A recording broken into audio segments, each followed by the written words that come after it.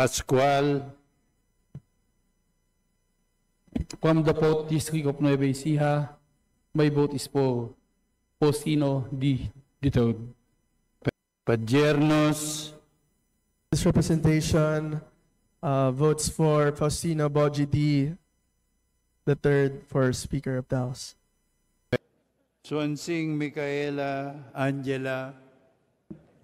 This representation from the 1st District of Nueva Ecija votes for the Honorable Faustino Boji D. III as Speaker of the House of Representatives.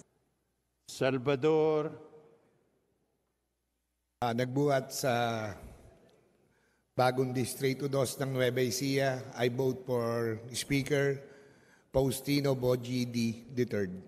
Vergara.